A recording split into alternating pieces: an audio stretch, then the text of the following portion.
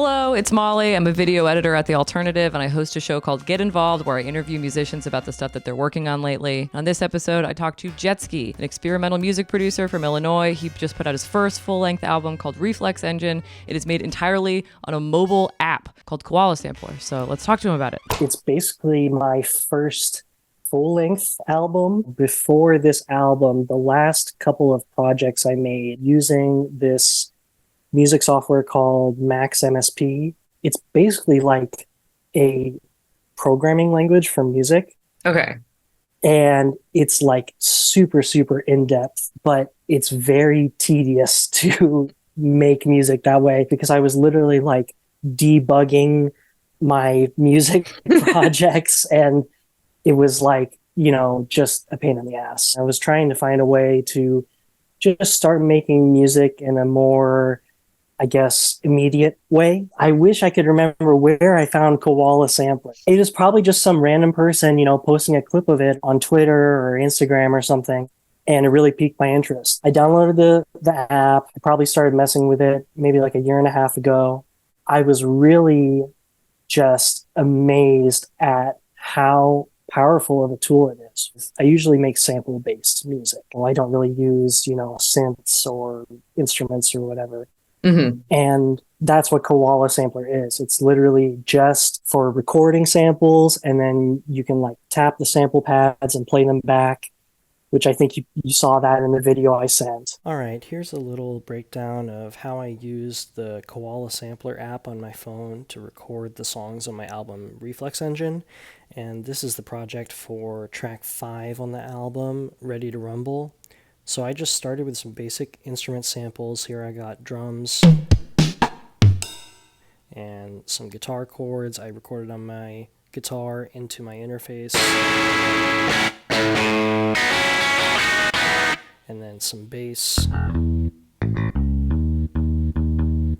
And so I took those and I made a short little sequence out of them.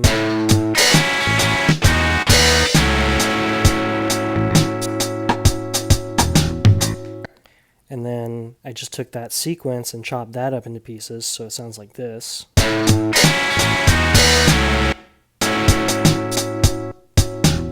So now that I have that chopped up, I took that and re-chopped it again, so it sounds like this.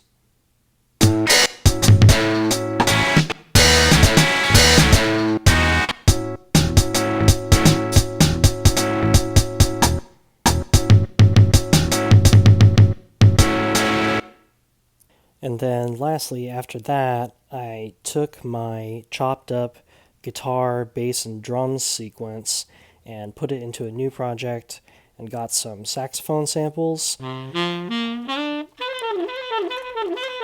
then I just took those and played them over the top of the first sequence. And it sounded a little something like this.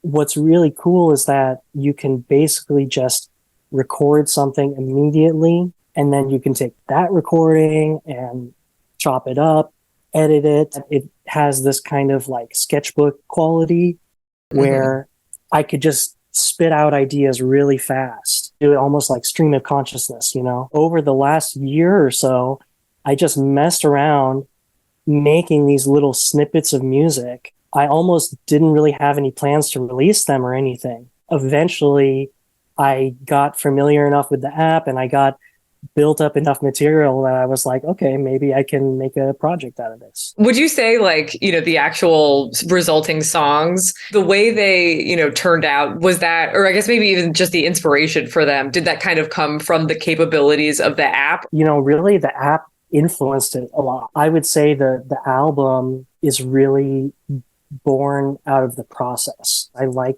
just being very materials based in my process. I really like to use a lot of free or royalty free samples. Part of that is just out of laziness. Mm-hmm. because a lot of the times it's stuff that someone else has mixed and mastered, and it already sounds good. I would just go and say, okay, I'm going to grab like 3 different instruments off of YouTube, or Splice is another website I use, and I just drop those into the sampler and start, tapping out some rhythms, building the song up from there. And I'd say the other way that, the app really influenced me, I was able to kind of exploit it in some different ways. On the album, most of the songs don't really have like a steady beat.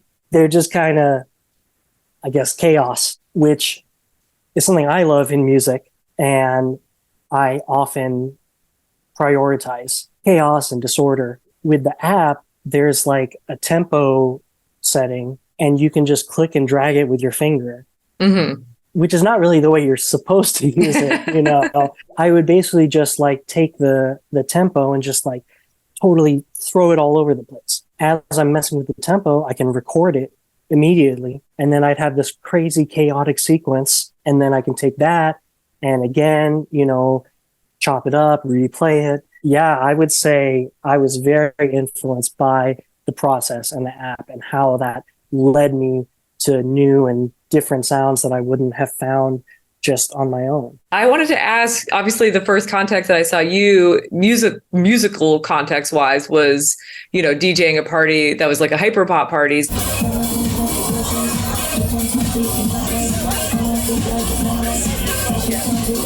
So I would love to get kind of your thoughts on your kind of general musical approach to things, between DJing and, producing, composing and all that. Like, how does it all fit together into one person? At that show where I was DJing under the name DJ Victor Borga, which is a name that I picked as almost like a joke. So I do separate things out a little bit in that way. At the same time, I would say that it all definitely informs, each other. I started making music as Jetski first. It's probably like 8 years ago or something. When I first started with that project, I really was just trying to make, I guess, sound collages. I'm almost just really thinking about the sounds as like these objects that I'm placing in some kind of unusual order, maybe juxtaposing them in a way that you wouldn't expect. When I think about mashups and that kind of thing,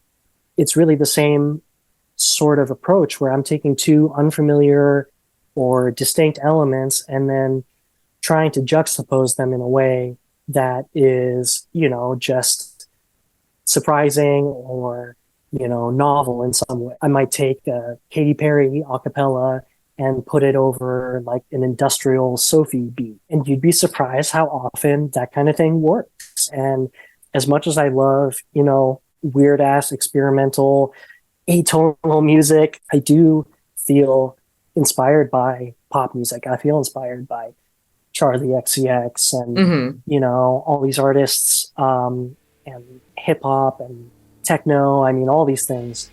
And so I hope that comes across, at least in certain moments,